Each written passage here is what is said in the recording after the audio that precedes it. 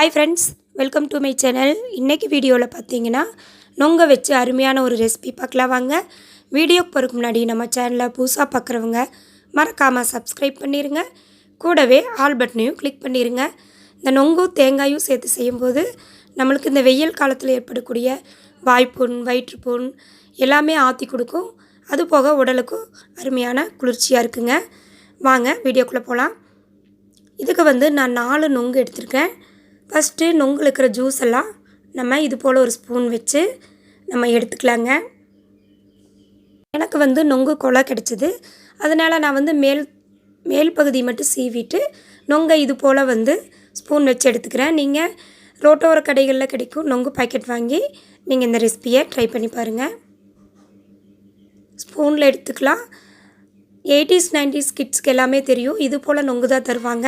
விரலாலேயே நம்ம இந்த நொங்கு ஜூஸ் எல்லாம் அப்படியே டைரெக்டாக குடிப்போம்.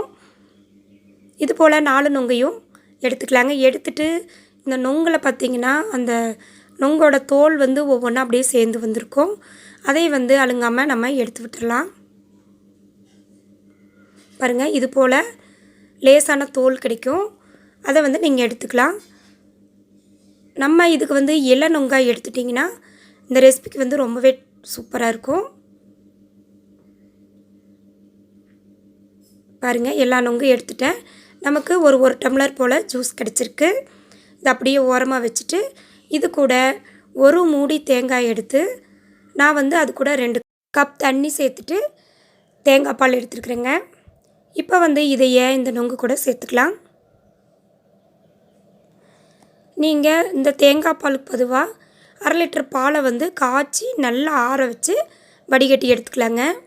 ஆனால் தேங்காய் பால் சேர்த்தும்போது நம்ம வாய்ப்புண் வயிற்றுப்புண் எல்லாமே இந்த தேங்காய் பால் நல்லா ஆற்றி கொடுக்கும், குளிர்ச்சி தரக்கூடியது. இது கூட 2 டேபிள் ஸ்பூன் சர்க்கரை சேர்த்துக்கலாம். நீங்கள் சர்க்கரைக்கு பொதுவாக கருப்பட்டி இல்லை பனங்கல்கண்டு இல்லை நாட்டு சர்க்கரை எது வேணாலும் சேர்த்துக்கோங்க. 1/2 டீஸ்பூன் ஏலக்காய் தூள் சேர்த்துக்கலாம். நீங்கள் பனங்கற்கண்டு சேர்த்து செய்யும்போது ரொம்பவே ஹெல்த்தியான ஒரு ஆரோக்கியமான ரெசிபியாக கூட இது இருக்கும். நான் இன்றைக்கி வெள்ளை சர்க்கரை தான் சேர்த்துருக்குறேன். சேர்த்து சர்க்கரை கரையிற வரைக்கும் நம்ம நல்லா கலந்து விட்டுறலாம். பாருங்கள், ரொம்ப டேஸ்டியான அருமையான நொங்கு ஜூஸ் ரெடி ஆயிடுச்சு.